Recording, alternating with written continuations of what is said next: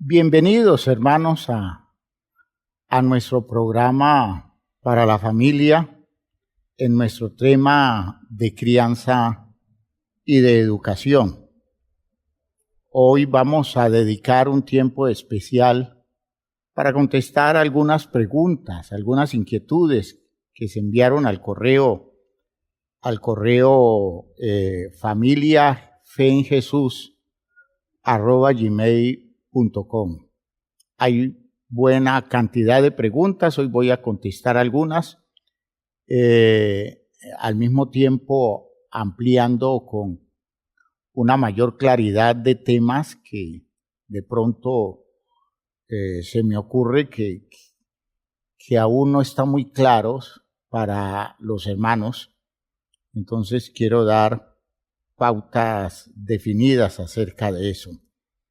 Doy gracias a Dios porque Dios ha sido bueno. Hasta aquí nos ha ayudado, nos ha bendecido todo este tiempo, nos ha guardado y la idea de estar guardados por Dios es más que mantenernos en una buena salud física. Dios nos ha guardado porque nos ha permitido mantenernos fieles a nuestra fe en medio de esta situación que se ve difícil, pero que con su ayuda y con sus recursos hemos aprendido a sortearla y sacar adelante nuestro proyecto de vida. Vamos a orar entonces pidiéndole a Dios que nos dirija en esta jornada, que Él nos hable, que Él nos aclare cosas, que nos oriente respecto a muchas ideas que necesitamos entenderlas bien. Yo le ruego a los hermanos que están recibiendo esta formación, estimulen a sus amigos, a sus familiares, a poner en práctica estas cosas. Hábleles de estas cosas en la claridad que usted vaya teniendo y llévelos a que se expongan a las enseñanzas, porque, hermanos míos, saber criar los hijos es garantizar la vida en la forma de tener seguridad de lo bueno que hay de parte de Dios en ellos, y que podemos mañana irnos de este mundo sabiendo que ellos están claros en su responsabilidad existencial. Hay que tomar caminos cristianos para la crianza. El mundo no sabe criar, el mundo no tiene instrucciones válidas para la crianza. El Evangelio sí. Déjese guiar y dígale a las personas que se acerquen a esto. Oremos. Padre eterno, gracias por este tiempo, gracias por tu palabra, por todos los recursos que tú nos das en la enseñanza, en la formación de la iglesia. Gracias por tantas oportunidades que tenemos de poder entender las cosas tuyas de manera válida.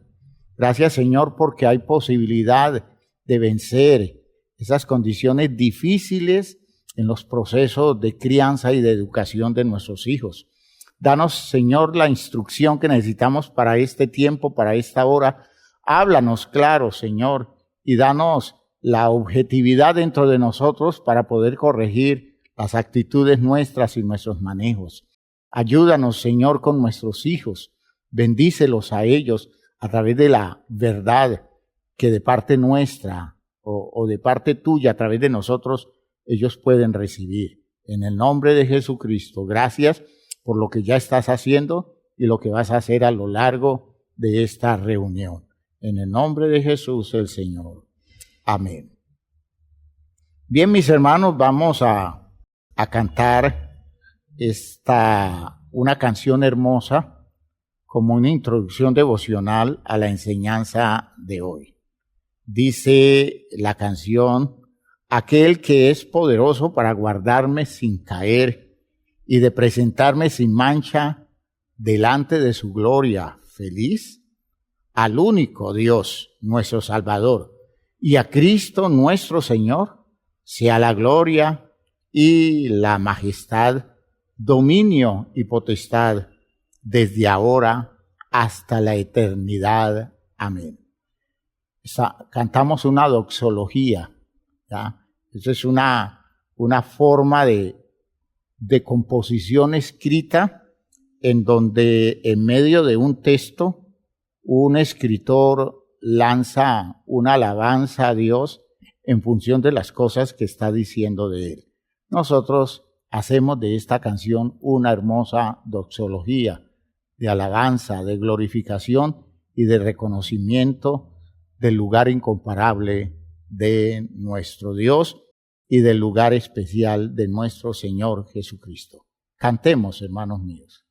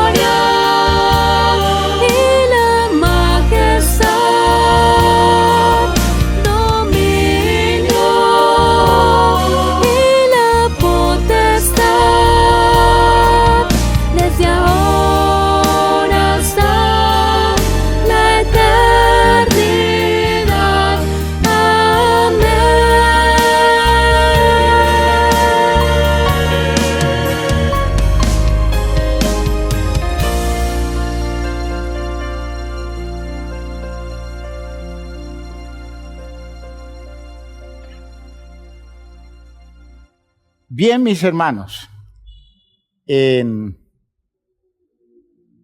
en, en, en, en nuestro correo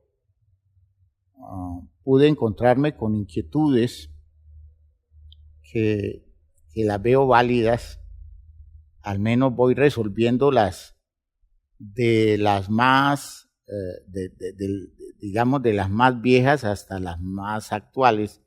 Así que a veces nos vamos a encontrar con temas que los tratamos anteriormente. Me comprometo a dedicar un poquito de más tiempo a resolver las inquietudes de los hermanos. Es decir, hacer este tipo de programa de una forma más frecuente. Dice Daniela Badel Cermeño, Dios les bendiga.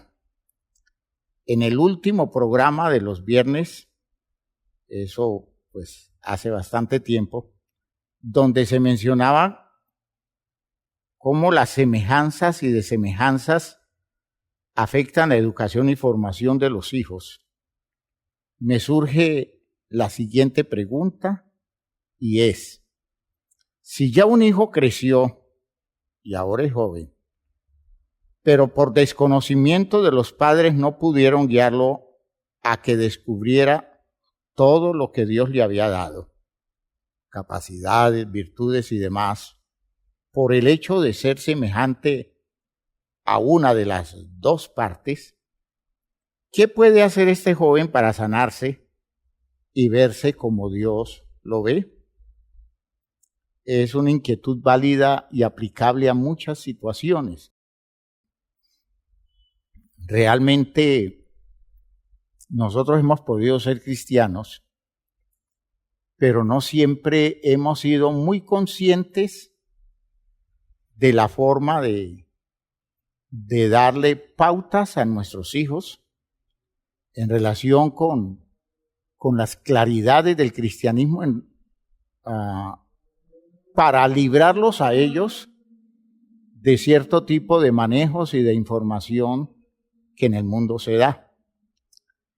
Y de pronto pasan los años y los muchachos terminan aprendiendo más de lo que hay afuera, más de los planteamientos que se hacen afuera, agregándole el problema enorme que representa la educación, porque no existe una conciencia moral de la educación y los educadores sueltan informaciones y sueltan datos no con la seriedad y el cuidado de guiar a los jóvenes, de guiar a los muchachos por las rutas del conocimiento objetivo, sino que de acuerdo a ideas que ellos han escuchado o información distorsionada que se maneja en los ambientes culturalmente aceptados del mundo actual, pues también terminan llevando a los muchachos a aceptar presupuestos que no son ni científicamente válidas y de hecho no son cristianamente válidas. No hemos sido muy celosos, no hemos sido muy cuidadosos porque hemos sido ingenuos en algunos casos y en otros casos hemos sido indolentes, como que no nos afecta mucho el hecho de que nuestros muchachos, nuestras muchachas terminen demasiado expuestas y no hemos trabajado un mínimo el proceso de claridad de la visión de ellos mismos desde la perspectiva objetiva de la fe cristiana, desde donde Dios lo muestra. ¿Qué es lo que queda? Lo que queda es que de alguna forma tengamos la oportunidad que esas personas acepten o se acerquen a un programa de recrianza de parte de Dios a través del Evangelio y a través de la iglesia. De hecho, esa habilidad que se adquiere a través de la experiencia cristiana, una experiencia bien orientada, bien dirigida, muy conscientemente desarrollada como intentamos hacerlo en nuestra iglesia. Ese de ir llevando a la gente a que suelte patrones que no les sirven, criterios, ideas que se ven muy valiosas, importantes y a veces indiscutibles en el mundo, pero que nosotros desde la visión del cristianismo entendemos que eso no sirve para nada y que eso de real y objetivo no tiene nada, que ni siquiera tiene un mínimo de validez científica. Entonces, la iglesia presiona y esa es la recrianza. La crianza falló, pero la recrianza puede salvar, puede rescatar y puede reordenar condiciones de la vida de la gente que se desubicó a través de patrones muy distorsionados del ambiente social o a veces de la misma casa, porque los errores pueden comenzar en la misma casa, en las actitudes deformadas de los papás. Entonces, el evangelio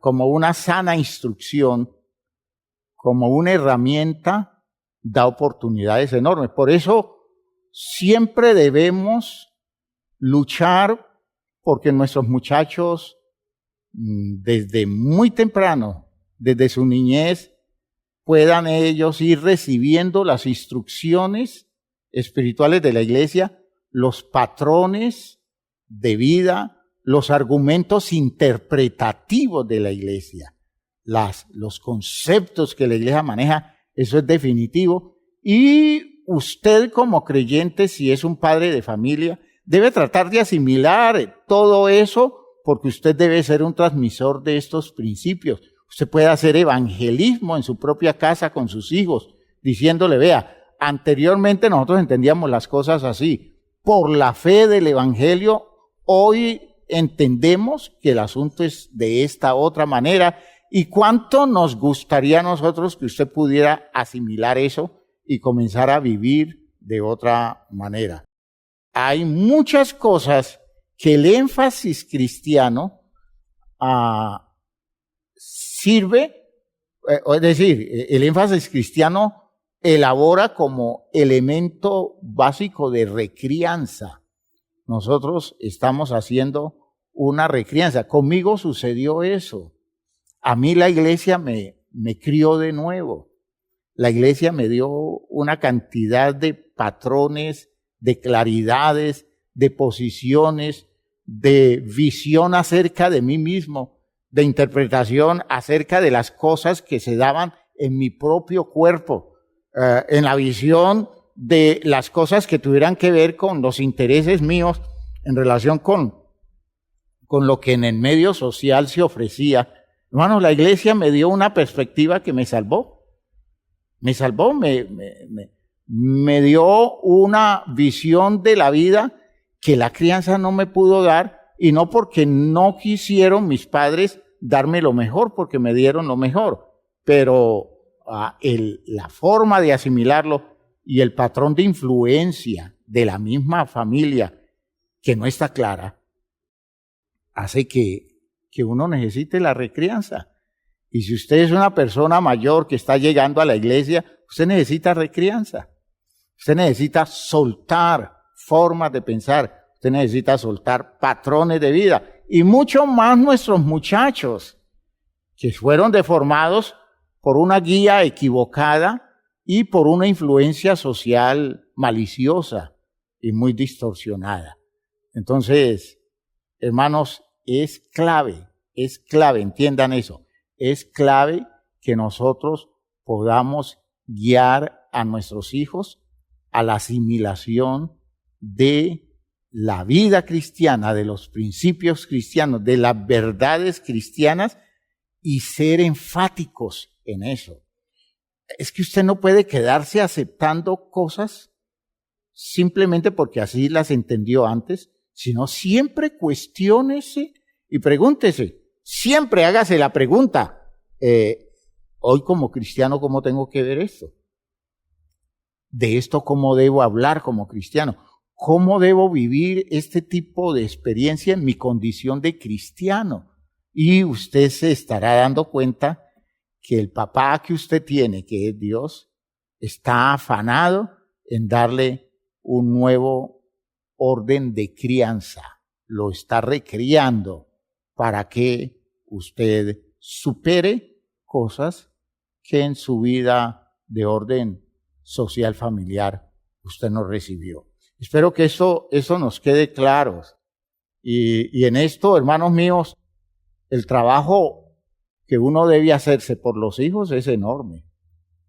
Uno tiene que romper con muchas cosas de la visión social que tiene, precisamente porque a uno Dios lo está presionando a darle un modelo distinto a los hijos y hablarles a ellos con las claridades del conocimiento del Evangelio como Dios a nosotros nos lo ha entregado. Dios me cambió mi manera de pensar, mi manera de vivir, de toda una cantidad de cosas que sin ser malas socialmente, espiritualmente era un estorbo, y Dios me ha ayudado a romper con todo eso y poder comenzar a experimentar mi vida a otro nivel. Espero que esto haya quedado claro. Muy bien. Dice María Consuelo, de acuerdo a lo que hemos venido hablando sobre jerarquía y autoridad, la frase que dice, el que manda, manda, aunque mande mal, ¿qué aplicación tiene en el contexto espiritual de la iglesia?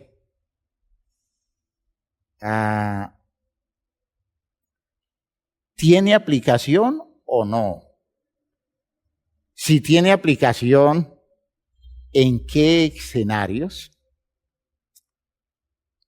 Esto de la autoridad, eso del manejo jerárquico, es una cosa que de hecho demanda que lo trabajemos mucho, porque los criterios que el mundo tiene acerca de eso nos ha confundido bastante, y a veces lo que en el medio religioso se maneja son esos criterios. Y esos criterios están distorsionados por unos patrones sociales, culturales, en donde las razones de Dios ni se conocen ni interesa conocerse. ¿Ya?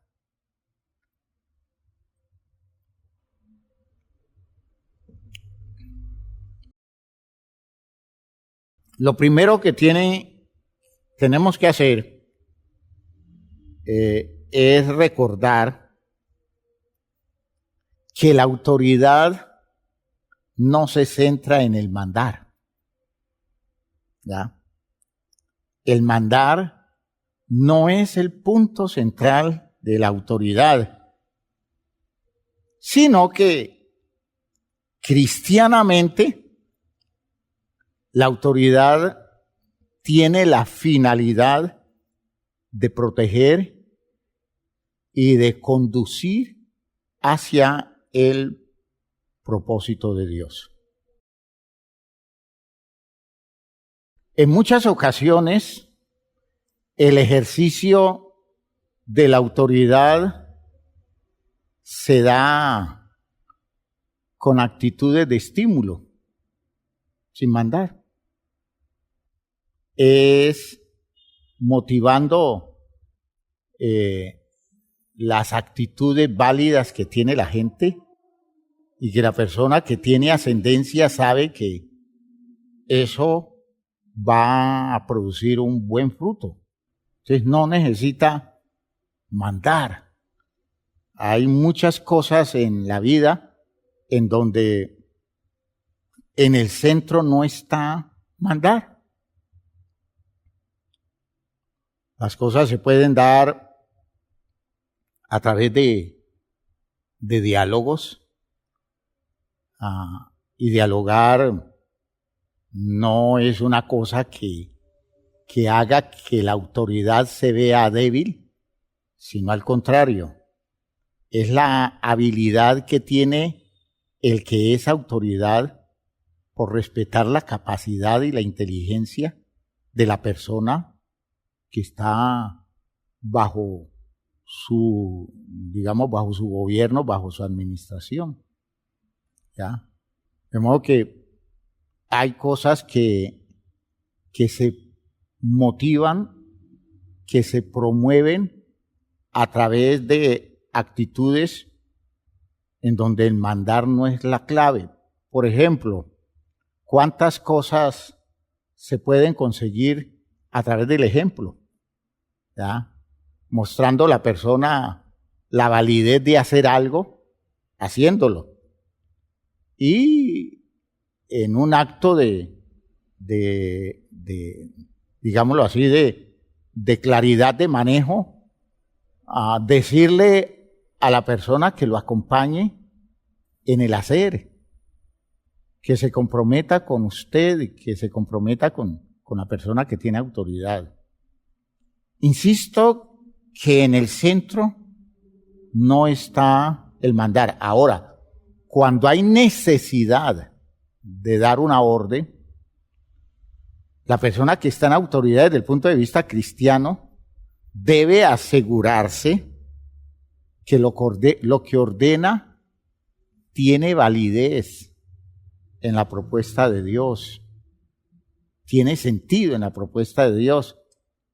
La persona que teme a Dios y es autoridad se cuida mucho de poner condiciones que no tengan que ver con lo que Dios nos está diciendo nosotros que debemos hacer para que tengamos el respaldo trascendente al manejo de la autoridad que Dios nos permite tener en esta vida. Y eso es una cosa importantísima, hermanos míos, del trabajo nuestro en el ejercicio de la autoridad. Así que hay cosas en las que se pueden encontrar errores en el manejo de la autoridad, pero cuando el manejo de la autoridad no está cargado de interés, de control y de dominio, hay muchas cosas que se pueden asumir como posibilidad de que se cometan errores, y de hecho el que está en autoridad tiene que asumir las condiciones de los errores que se cometan en función de la posición que tiene y la responsabilidad que tiene delante de Dios. Pero fíjense ustedes que cuando estamos entendiendo cristianamente este principio de la autoridad, el hecho del mandar como aquel que impone su propia idea, su capricho, su gusto tendencioso, su interés de control y de dominio, no tiene que ver con el presupuesto de la autoridad cristiana. De allí que cuando eso se hace, entonces esa persona requiere corrección, esa persona requiere orientación, y precisamente eso es lo que estamos tratando de hacer, porque nosotros no tenemos derecho a imponer cosas que no sean dentro del orden de lo válido, de lo decente, de lo, digámoslo así, de lo que representa dignificación y de lo que aporta sentido de respeto y de valor a las condiciones de la vida de un ser humano. En los procesos de crecimiento del desarrollo de los hijos, en esos procesos donde los hijos van quemando etapas, una de las cosas que debe tener una persona que ejerce autoridad es ir soltando espacios para que un hijo que va creciendo asumiendo posturas válidas en su proceso de desarrollo, vaya teniendo un territorio más amplio en el manejo de su vida, territorios de responsabilidad que se le van abriendo espacios para que la persona haga uso de esos espacios porque se va viendo apto para hacer uso de esos espacios. Entonces, no es soltarle la rienda a alguien y decir haga lo que usted quiera sin tener claro el proceso de desarrollo de la vida, pero en la medida en que las personas van tomando posturas cada vez más claras a la luz de la instrucción que se le ha dado y en el entendimiento demuestran las personas que van alcanzando solvencia, en esa medida se les va soltando áreas en donde la propia persona va manejando territorios de su propia vida. ¿Por qué? Porque ha recibido una crianza adecuada y ya puede hacer uso de eso como posibilidad de expresión de las condiciones del derecho para decidir en relación con su propia vida. Eso es una cosa que es parte del crecimiento que se va dando cuando la crianza y la educación ha sido buena. En las relaciones de pareja, entender esto como que un esposo, haciendo uso de la autoridad, no tiene derecho a definir los gustos de su esposa. Eso no está establecido de esa forma. Un esposo no le puede decir a la esposa cómo se vista. No le puede definir sus gustos en el tipo de presentación que ella elija, siempre y cuando esa presentación sea una presentación decorosa, ¿ya? De hecho, pues, es muy claro que él o ella tienen libertad para decirle al cónyuge, oiga, esa presentación no es decorosa, no sería bueno que usted saliera así porque da una imagen muy fea o no dignifica el lugar suyo en relación con los valores que usted tiene presentándose de esa forma. Eso es otra cosa. Pero que un hombre le diga a qué color de ropa debe usar ella, qué tipo de ropa se debe colocar, porque él es el que manda, hermanos míos, eso es abuso, eso es irrespeto, eso es desconocimiento del territorio autónomo de la vida de la persona. Ahora que la persona puede expresar su gusto y decirle, me parece que se ve tan bonita usted con ese vestido, me parece muy bien su presentación con esas prendas que está usando. Eso es distinto, pero no es una cosa que le dé derecho a la persona a tomarse la libertad de decidir en territorios que le corresponde a cada quien decidir. Ya esto es distinto en la crianza de los hijos.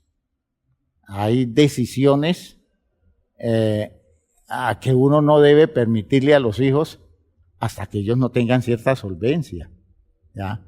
Hay cosas en las que nosotros tenemos que acostumbrarnos siempre a entender que los niños son personas que no tienen claridades y en eso tenemos que guiarlos.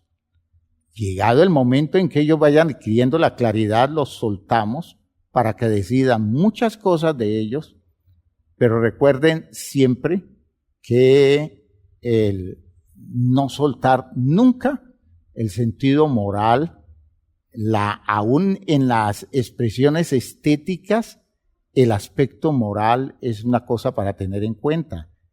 Y la niña o el niño, o digamos el joven, el adolescente, tiene libertad para muchas cosas en cuestión de sus gustos, y hay que entender que los gustos de los muchachos son siempre muy distintos de los gustos de los mayores, y eso, en la medida en que no atente contra territorios de moralidad, eso se puede respetar en un adolescente que va abriéndose hacia su forma de vestirse, que tiene que ver con costumbres de la época que no atenten contra la visión moral válida de la presentación de la persona.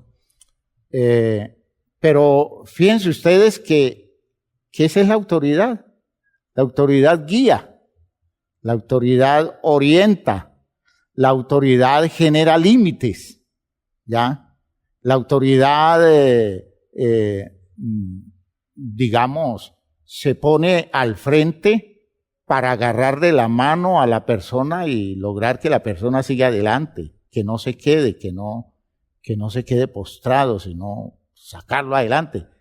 Y en todo eso que estoy diciendo, pocas cosas se manejan con el mandar, ¿ya? El mandar no es el punto central de todo esto, sin que quiera decir que no lleguen momentos en que sea necesario, y con mucha frecuencia tiene que usarse eso de dar órdenes, eso de decirle a la persona algo que debe hacer haciendo uso de la autoridad que se tiene.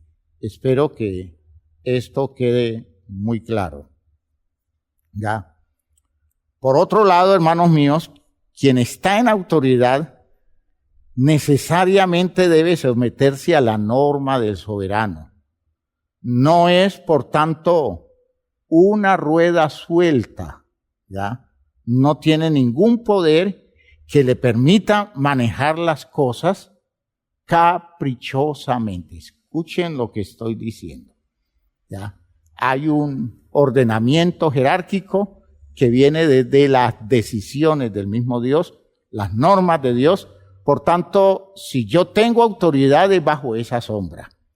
Y la forma como yo manejo la autoridad bajo esa sombra hace que ese mandar mío, entre comillas, esté regulado, esté limitado a un territorio que no tiene que ver con mi capricho, no tiene que ver con mi gusto, tiene que ver con las propuestas, los planteamientos y las enseñanzas que vienen de parte de Dios.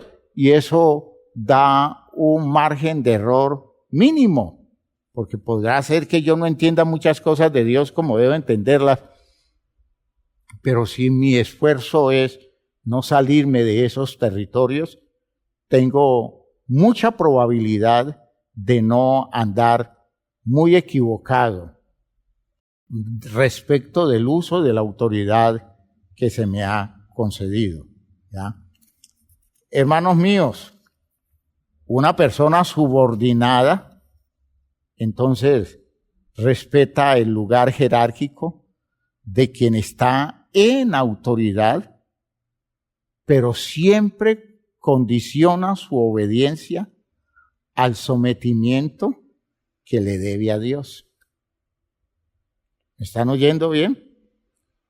Todo el tiempo está condicionando su obediencia a ese sometimiento que tiene respecto a lo que Dios dice. Entonces, yo puedo estar en mi casa con mis padres. En el comienzo de mi vida cristiana, yo me acuerdo que en una ocasión mi papá en su malestar me dijo: es que si usted sigue metido en ese cuento religioso, usted se tiene que ir de la casa. Entonces yo le dije a él: si yo tengo que irme de la casa, usted me ordena que me vaya de la casa, yo me voy, porque pues yo respeto su autoridad, pero nunca voy a romper con esto que he creído. Entonces le cité, y eso sí resultó como ofensivo, el texto que muy temprano uno aprende para protegerse de las amenazas, ¿no? Dice, si mi padre y mi madre me dejaren, Jehová con todo me recogerá. Bueno, que sus hermanos lo ayuden, que sus hermanos lo sostengan. Yo no, yo lo que le estoy diciendo es que Dios me va a apoyar, que Dios me va a sostener. De hecho, en las circunstancias que se dieron en la vida, después se confirmó que en la falla de él, Dios permaneció allí como garantía. Pero observen ustedes que eso no es, digámoslo así, una actitud carente de sentido en el respeto a la autoridad.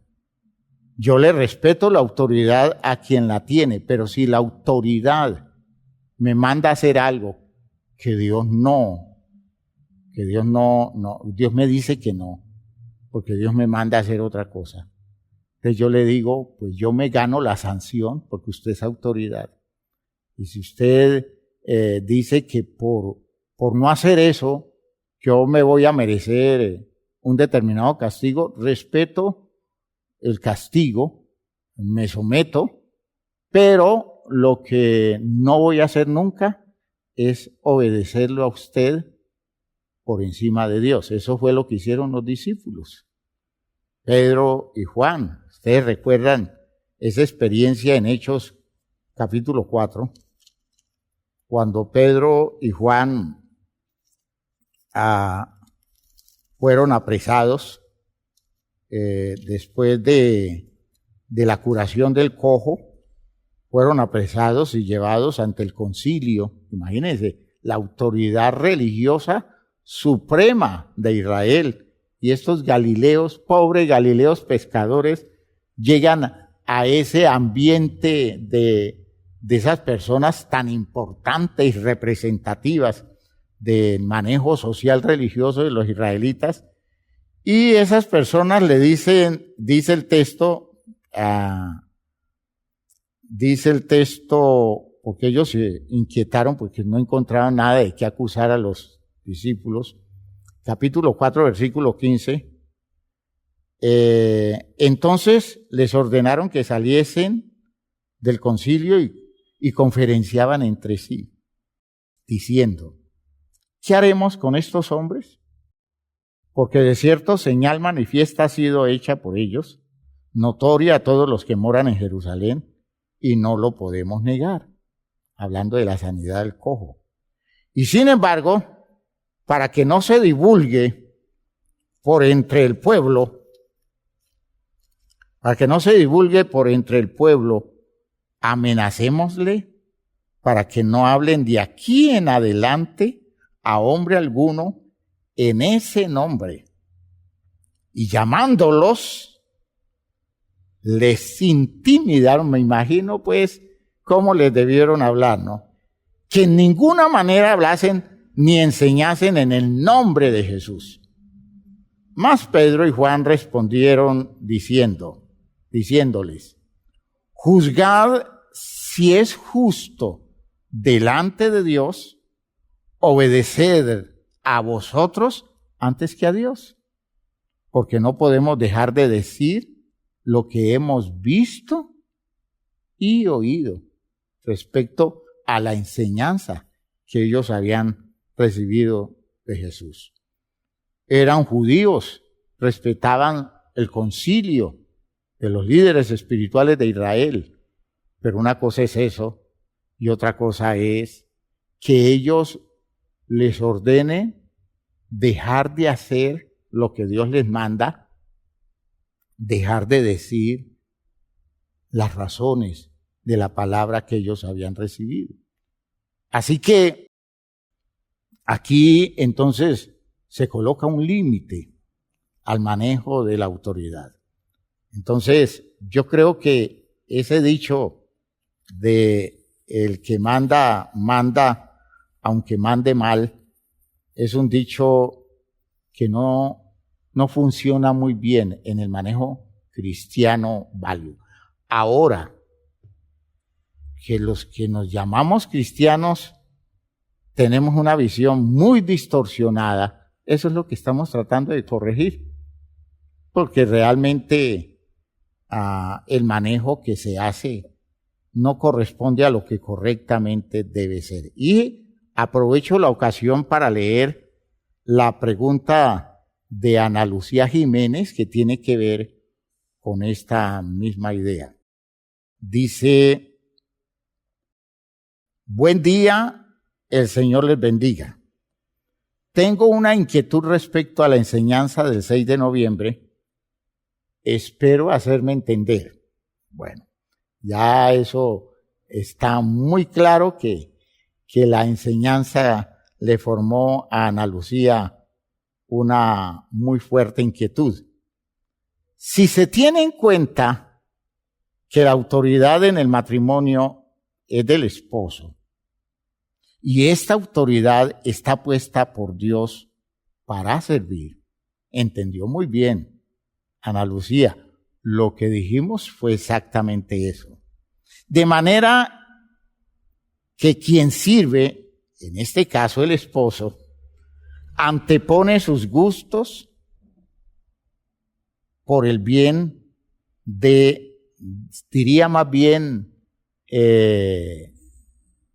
no antepone, sino que pospone o renuncia a sus gustos por el bien de a quien sirve.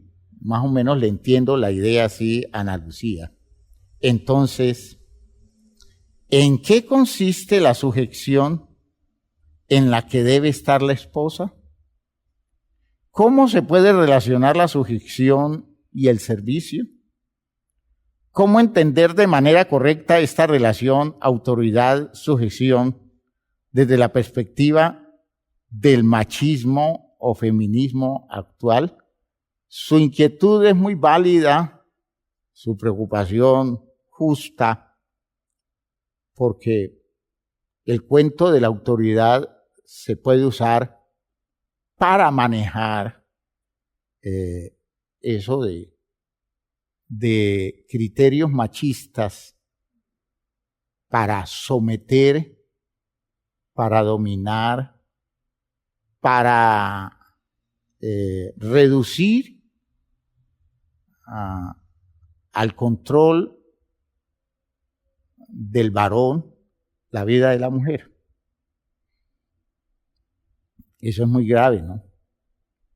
De lo que estamos hablando no es de eso, no es de cristianismo. Estamos hablando de cosas desde la perspectiva cristiana, y por eso siempre quiero insistir, estos son principios cristianos, estos no son las ideas que enseña el mundo. El mundo habla de autoridad y el mundo no entiende la autoridad como lo revela la Biblia, como lo enseña Jesús. El mundo no conoce la autoridad en los criterios de Dios. Y a veces hay muchos cristianos que no han salido del mundo.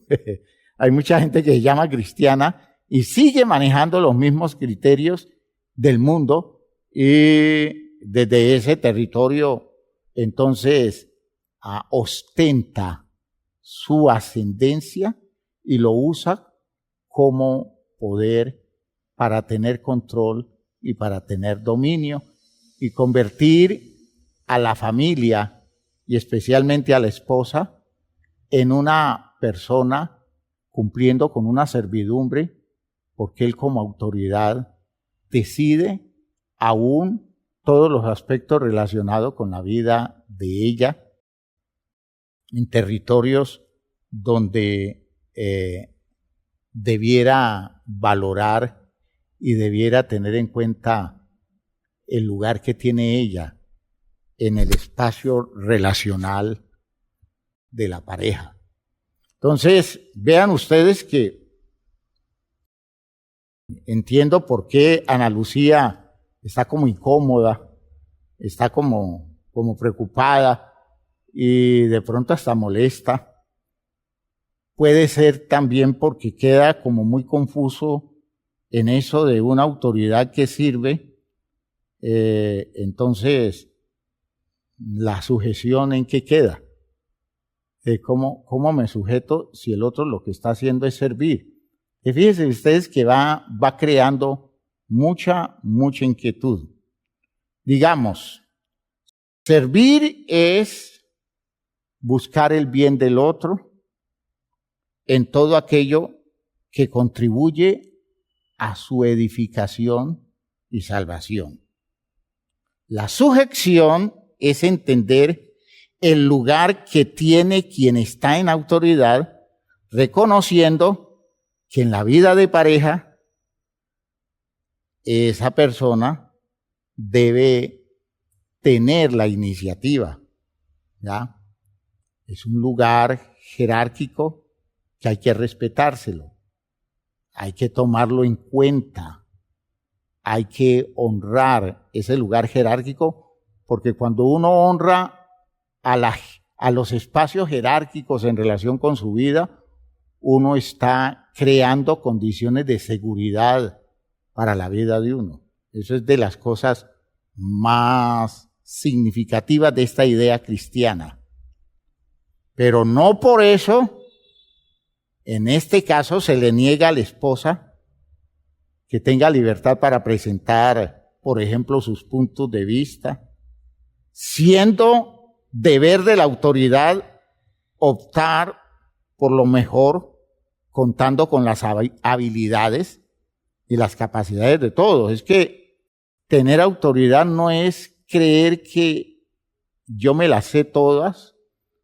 Tener autoridad no es considerar que yo soy superior a los otros y entonces soy el que debo pensar, el que debo decidir las cosas en función de lo que a mí se me ocurre.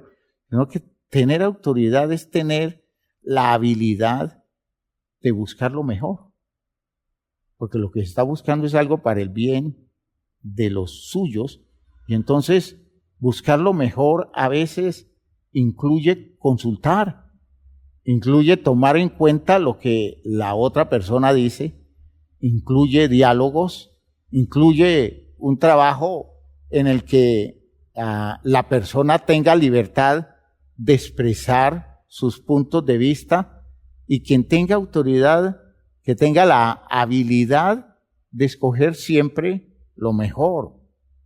La esposa, entonces, debe, como elemento de sujeción, por el bien de la estructura de la vida matrimonial, debe estimular y promover la iniciativa del esposo, pero al mismo tiempo debe dejarle ver oportunamente los peligros en aquellas cosas donde ella vea que una decisión equivocada puede producir un impacto negativo. Pero eso no quiere decir que sea malo el manejar el sistema que la Biblia promueve. Lo que es malo es aquella persona que haciendo el uso de costumbres culturales, de planteamientos sociales, culturales, tradiciones, que no consultan las razones de Dios, la persona use la autoridad como un territorio de dominio, ¿ya? Y que se sienta señor y dueño y amo en ese espacio relacional del matrimonio. Eso de hecho es detestable y eso no es bíblico. Y no hay ninguna razón para que alguien se someta a ese tipo de régimen, porque esa sujeción no es sujeción de acuerdo al presupuesto de Dios, ¿ya? No hay incompatibilidad entre sujeción y servicio, pues cristianamente se excluye el sometimiento servil y la fuerza del dominio, ¿ya? No hay ningún problema a ese nivel. Lo que pasa es que con los ejemplos que se dan, los patrones de vida social, aún de gente que pertenece a los medios religiosos, pues desconocen el principio cristiano y hacen de la experiencia una experiencia enojosa, incómoda, que obliga a las personas a tratar de soltarse del control y el dominio y el manejo de abuso que alguien que asume tener autoridad ejerce sobre la vida de la otra persona. Y tenemos que decir que el machismo y el feminismo no entran en el orden cristiano, porque no es competencia, ni es tampoco superioridad de género. No hay un plan de rivalidad entre los géneros en la visión cristiana, y no hay manera de ponerse el esposo y la esposa en una competencia a ver quién manda a quién pone las condiciones y quién prevalece. Ese juego, de hecho, destruye el matrimonio y hace que la jerarquía pierda su sentido. ¿Por qué? Porque se vuelve anarquía todo ese manejo del cuento de la autoridad, donde se le quita a las personas el derecho a desarrollar aspectos muy especiales de la vida que le pertenecen como derecho de individuo. De modo que esto no es ni competencia ni a una búsqueda de demostrar la superioridad, los hombres sobre las mujeres o las mujeres sobre los hombres. Recordemos que en la autoridad no existe ninguna superioridad, ¿ya?, sino que es una forma de ordenar las cosas en medio de personas iguales. Oigan lo que estoy diciendo. En la autoridad, en el rango jerárquico de la autoridad, no existen seres superiores a otros. Esa autoridad precisamente se establece en un territorio donde todos los seres son iguales, pero en ciertas ocasiones unas determinadas personas reciben derecho de autoridad que no es más que la forma de ordenar para que las cosas funcionen bien, y el que tenga a esa autoridad en razón al lugar que ocupa se convierte en una persona que garantice el bienestar de todos los que están a su alrededor. Entonces, fíjense ustedes que aquí no hay un programa donde se quiera mostrar que ciertas personas, porque son autoridades, son superiores a las otras personas que están subordinadas a esa autoridad, porque la autoridad no es un orden jerárquico establecido entre personas de nivel de valor distinto. El mismo valor tienen, y por eso Dios reviste de autoridad a unos, entendiendo que la autoridad que le viene de Dios no es porque los está haciendo superiores, sino porque Dios los está colocando en un lugar de responsabilidad. Por otro lado, recordemos que la idea del matrimonio es construir una relación de afecto en la que el amor se desarrolle progresivamente con el crecimiento de las personas. De modo que en razón del amor, cualquier ejercicio de autoridad es un ejercicio que no es más que una expresión del interés y el valor que alguien le da a otra persona. De modo que cuando hay amor, la autoridad no se muestra como un territorio de ascendencia, de poder o de dominio, sino que se muestra como un genuino interés que está luchando por el bienestar y el desarrollo de la vida de aquellos que están bajo su autoridad. Que Dios nos ayude a entender eso. Que Dios nos ayude.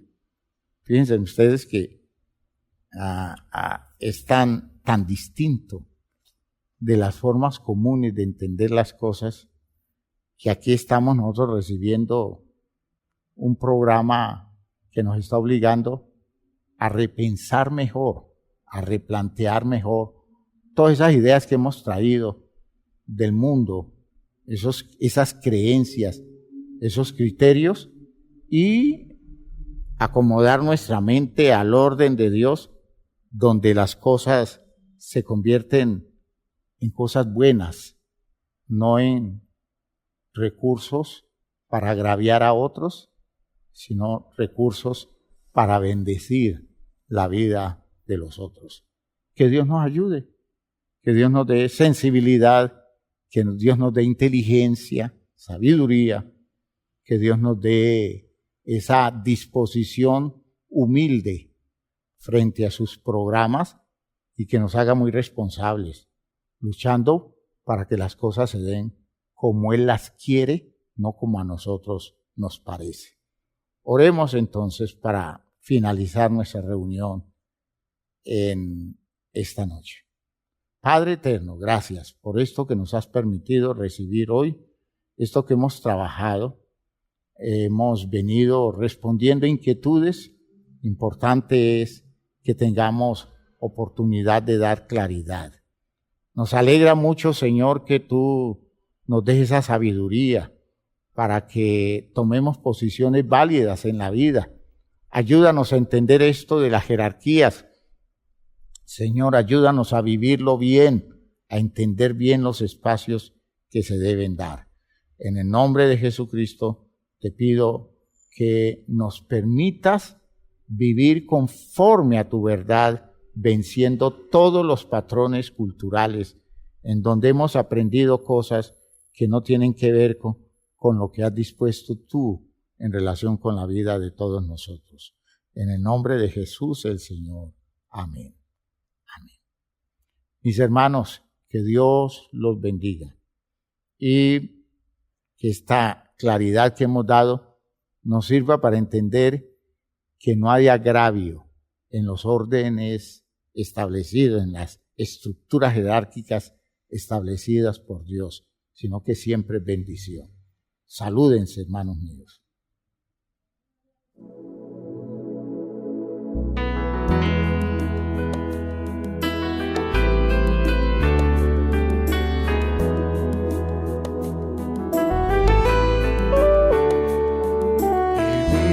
En un mundo a la deriva sin control, en medio de una sociedad sin rumbo y dirección, mas siempre habrá esperanza y un futuro siempre habrá, si en nuestro Dios confiamos y en su iglesia hallamos paz. Y es su iglesia que me guía y me consuela si hay dolor. Ella cuida bien mis pasos y me brinda eterno amor. Es el faro del Señor que me ilumina al caminar, y es también la fortaleza que protege en todo mal. Es verdad, es paz, es vida y siempre busca el bienestar de cualquiera que permita a Dios hacer su voluntad. En su amparo es que yo crezco, pues a ella pertenezco. Gracias Dios, pues sé que en tu infinito amor me has brindado con tu iglesia salvación.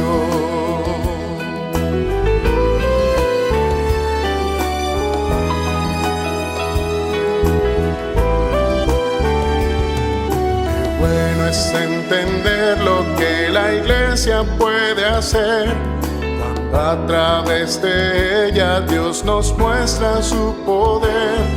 Y es tiempo de que todos seamos focos de su amor, para ser en nuestro mundo parte de la solución.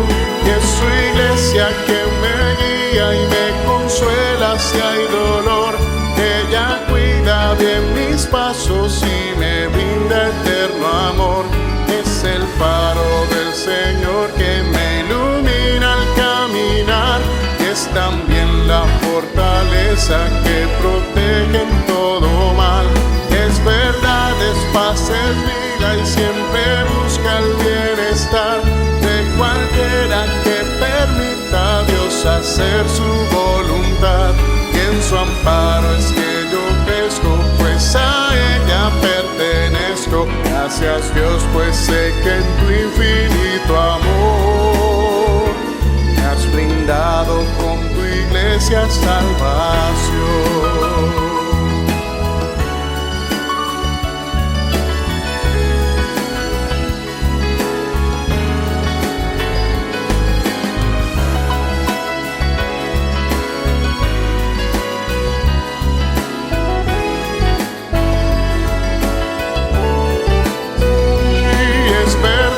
Es paz, es vida y siempre busca el bienestar de cualquiera que permita a Dios hacer su voluntad.